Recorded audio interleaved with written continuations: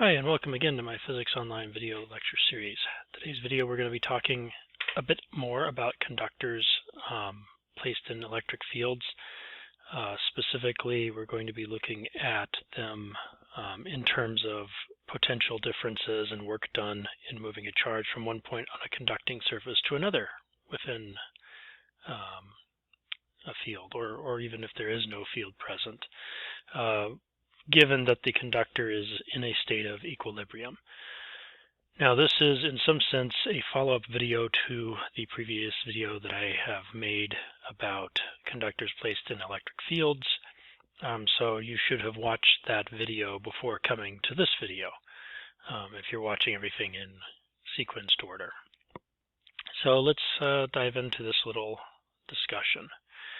What I've drawn here is basically an irregularly shaped conductor that's been placed in an existing external electric field.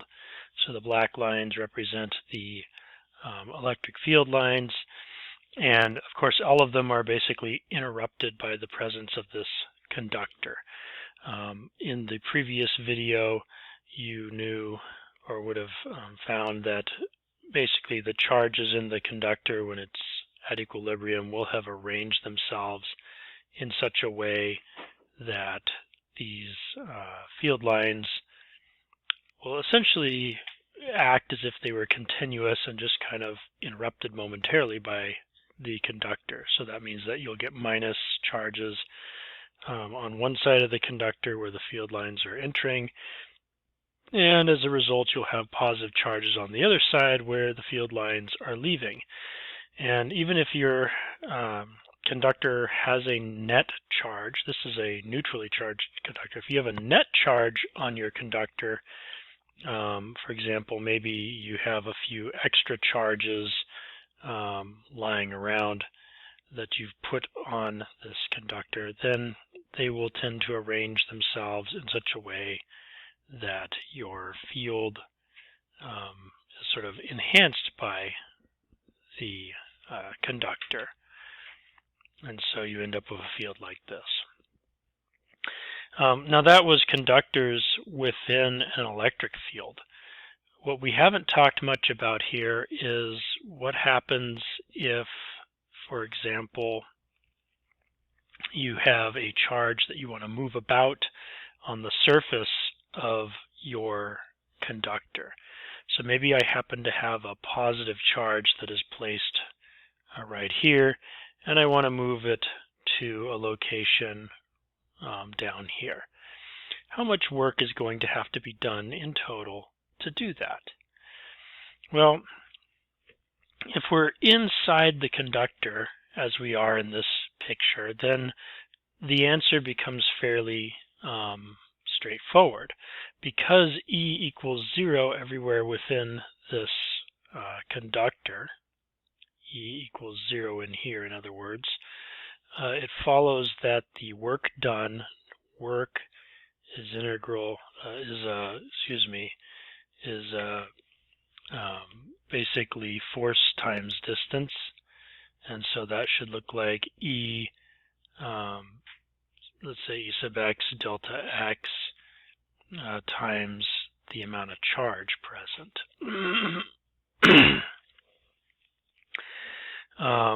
Maybe times a cosine, or maybe with some additional EY delta y terms for a uniform field. For a non-uniform field, essentially you can break it up into components that are sort of uniform along the field. In any case, because E equals 0, this means that we expect the work done to be 0. Basically, this term is 0, therefore the entire product must be 0. But you'll also recall that the work done must be the charge times the drop in potential, or change in voltage. And since work was 0, all of this implies that the voltage difference is 0 from this point to this point inside the conductor.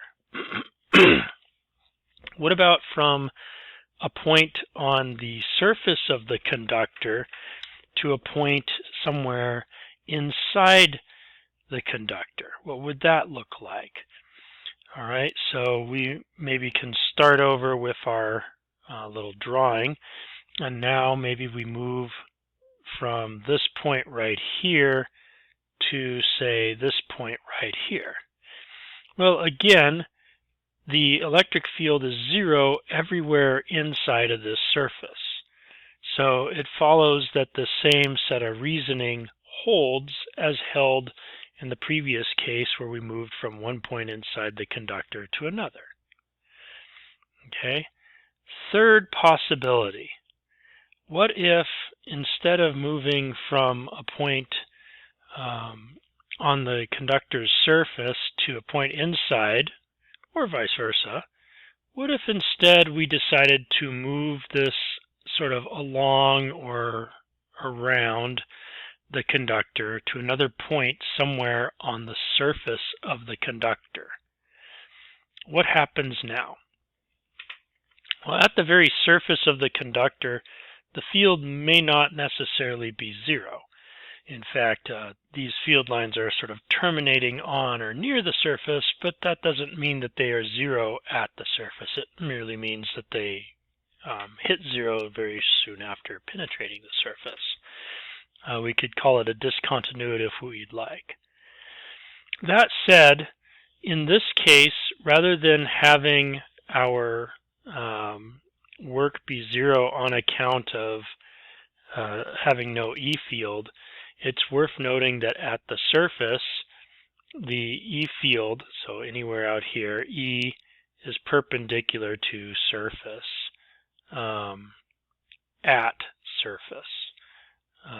So what that means is that if my work is the dot product Q E dot D between E and D, D would represent instantaneously this little vector here that's somewhere on the surface of this conductor. Well, E is perpendicular to the surface, so E perpendicular is D, and that means that E dot D must be 0 for any points along the surface. And that in turn means that the work done must also be 0, and that in turn means that the voltage drop between 2 points on the surface is 0. So the conclusion that we'd make from these 3 basic sketches is that the voltage does not change from one point to another on or in a conductor. So let's write that down here. Voltage does not change from one point to another on or inside of a conductor at equilibrium. This means that a conductor which is at equilibrium is itself an equipotential. It's not really fair to say an equipotential surface. Everything on the surface of the conductor is part of one equipotential surface. But if you were to go in layers below the surface, you are still on that same equipotential. So it's like a three-dimensional equipotential object. And so that's conductors at equilibrium. And I think that's where I'm going to conclude today's video. Thanks for watching.